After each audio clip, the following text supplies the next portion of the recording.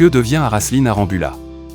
Aracely Arambula Jaqué est une actrice, chanteuse et mannequin mexicaine née le 6 mars 1975 à Chihuahua dans l'État de Chihuahua au Mexique.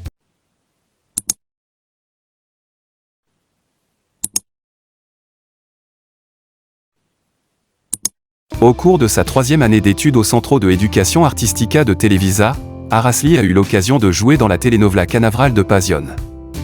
En 1997, elle joue la version jeune du personnage de Verónica Castro dans Pueblo Chico.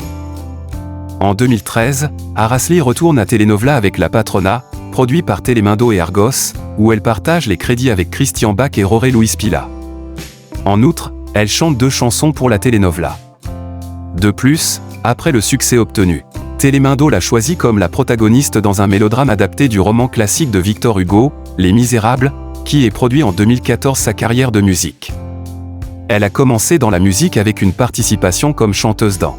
De 2005 à début 2009, Aracely Arambula est en couple avec le chanteur Luis Miguel, avec qui elle a 2 fils, Miguel Galgo Arambula né le 1er janvier 2007 et Daniel Galgo Arambula né le 18 décembre 2008.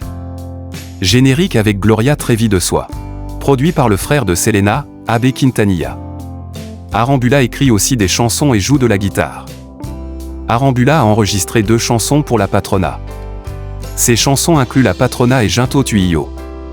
Elle a aussi chanté la chanson Castro dans Pueblo Chico, Infierno Grande.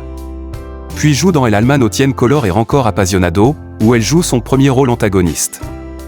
Aracely Arambula a obtenu son premier rôle dans la telenovela pour adolescents Sonadora 1998 puis, en avril, les chaînes La Première diffuseront une nouvelle telenovela intitulée La Madrasta avec Aracely Arambula la Doña dans le rôle titre qui fait ainsi son grand retour dans cette nouveauté mexicaine unanimement saluée par la critique. Composée de 55 épisodes de 45, cette telenovela est adaptée de la série éponyme écrite par Liliana Abud en 2005, dont l'origine trouve sa source dans une fiction chilienne des années 1980, La Madrastra, littéralement la belle-mère en français.